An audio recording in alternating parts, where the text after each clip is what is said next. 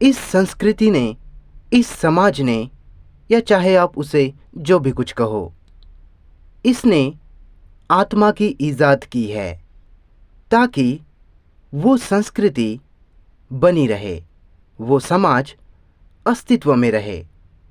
इसीलिए उसी के साथ इस समाज ने हमें व्यक्ति का विचार दिया है कि एक व्यक्ति का मैं होता है, स्व होता है। वास्तव में यह दो के बीच संघर्ष है, एक व्यक्ति होने का विचार और उस व्यक्ति का अलग अकेला होके बिना विचारों और अनुभव के कार्य करना नामुमकिन है, असंभव है। यहां मैं बताना चाहता हूं कि विचार व्यक्ति द्वारा नहीं बनाए जाते। विचार सहज है, विचार नैसर्गिक है। बल्कि मैं एक कदम और आगे जाके कहूंगा कि क्या विचार नाम की कोई चीज सच में है? ये सवाल खड़ा होता है क्योंकि हम कल्पना करते हैं कि विचार नाम की कोई चीज होती है और हम उसे अलग होकर उसे देख सकते हैं, और जो हम देखते हैं वह विचार नहीं है बल्कि विचार के बारे में है। विचार क्या है? यह सवाल इसलिए उठता है कि कल्पना है कि वह विचार जैसा कुछ है, पर हम हमारे विचार का इस्तेमाल हमारे लक्ष्यों को पाने के लिए करते हैं, आध्यात्मिक या भौतिक लक्ष्य। विचार भौतिक है, पदार्थ है, तो हम मान ले सकते हैं कि आध्यात्मिक लक्ष्य बड़ी ऊंची चीज है, और जिस संस्कृति में हम जीते हैं उसमें आध्यात्मिक लक्ष्य को भौतिक लक्ष्य से ऊंचा रखा है, और उन लक्ष्यों को पाने के लिए जिस यंत्र का हम इस्तेमाल कर रहे हैं वह भौतिक है, पदार्थ है, जिस कारण हमारे सारे आध्यात्मिक लक्ष्य, उनका मूल्य भौतिकवादी है। तो यही द्वंद्व है, वह प्रक्रिया है। इंसान के अनुभवों ने मिलकर एक चीज बनाई है जिसे हम व्यक्ति कहते हैं, वैयक्तिक पहचान कहते हैं, व्यक्तिगत अस्तित्व कहते हैं, व्यक्तिगत मन कहते हैं। नैसर्गिक रूप से अगर आपको कुछ भी अनुभव करना है आपके शरीर के द्वारा, तो आपके पास बिना ज्ञान के, जो ज्ञान हमारे पीढ़ियों ने हमें दिया है, बिना उसके इस्तेमाल के अनुभव करने का कोई तरीका नहीं है।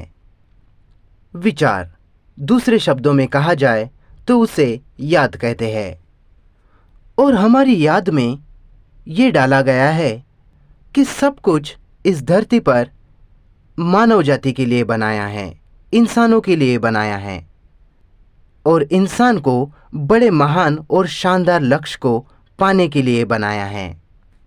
तो विचार से निकली हर बात विनाशकारी है, निसर्ग को, प्रकृति को तबाह करने वाली। और यह सच है कि हमने कुछ नैसर्गिक नियमों का पता लगाया है और सिद्धांत लगातार बदल रहे हैं।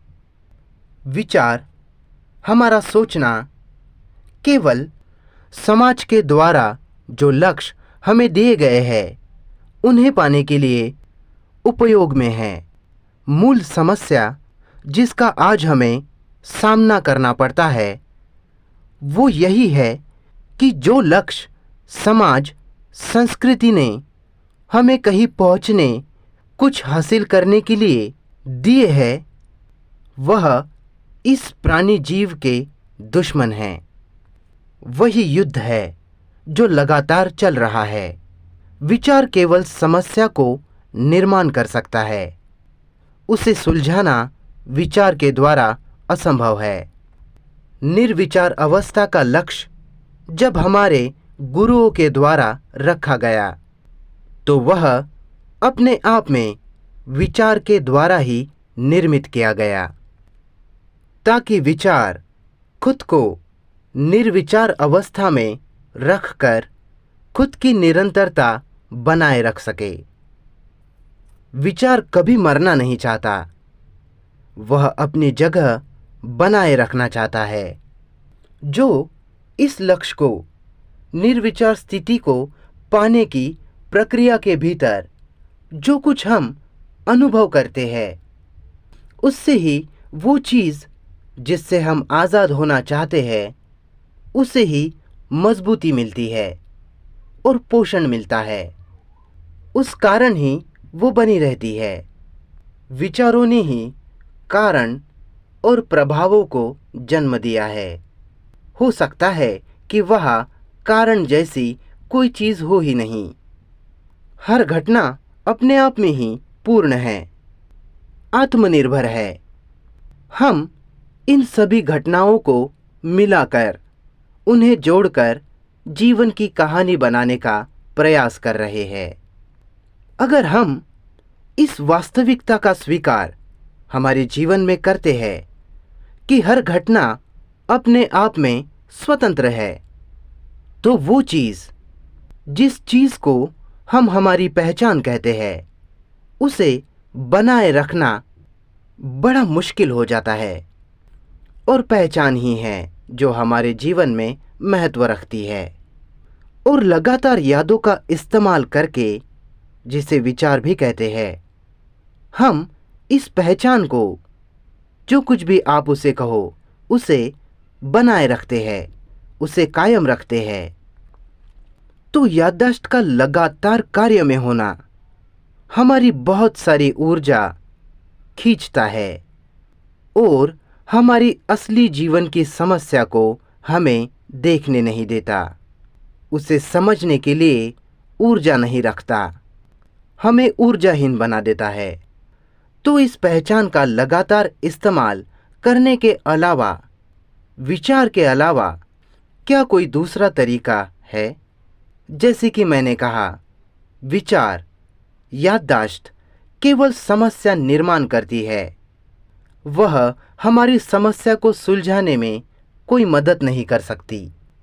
हम केवल द्वंद्वात्मक सोच के द्वारा, जो कि वह है, विचार के ही द्वारा, उसके द्वारा केवल इस यंत्र को तेज बना रहे हैं। सारे दर्शन, सारी फिलॉसफी हमें इसे तेज करने को मदद करती है, जो कि इस दुनिया में जीने के लिए बहुत ज़रूरी है। लेकिन जो लक्ष्य हमने हमारे सामने रखे हैं, उनको हासिल करने में यह यंत्र हमारी कोई मदद नहीं कर सकता। विचार के जरिए इस लक्ष्य को नहीं पाया जा सकता। परमानंद या खुशी का मिलना असंभव है, क्योंकि ऐसी कोई चीज़ वहाँ है ही नहीं। कुछ पल खुशी के हैं, कुछ पल दुख के हैं, पर लगातार खुश रहने की मांग इस शरीर की दुश्मन है, क्योंकि यह शरीर खुद की संवेदी ग्रहण बोध के संवेदनशीलता को बनाए रखने में रुचि रखता है और तंत्रिकाओं की संवेदनशीलता को। शरीर के जीवन के लिए वह बहुत ज़रूरी है। अगर हम उसका उपयोग लगातार आनंद पाने के असंभव लक्ष्य को पाने के लिए करेंगे, तो इस शरीर की संवेदनशीलता खोने लगती है। इसलिए जिस भी चीज़ में हमारी रुचि है, परमानंद कहे या खुशी या लगातार मज़ा, शरीर उसका अस्वीकार करता है। तो इस कोशिश में हम कभी सफल नहीं हो सकते कि किसी तरह की लगातार आनंद की अवस्था में बने रहे।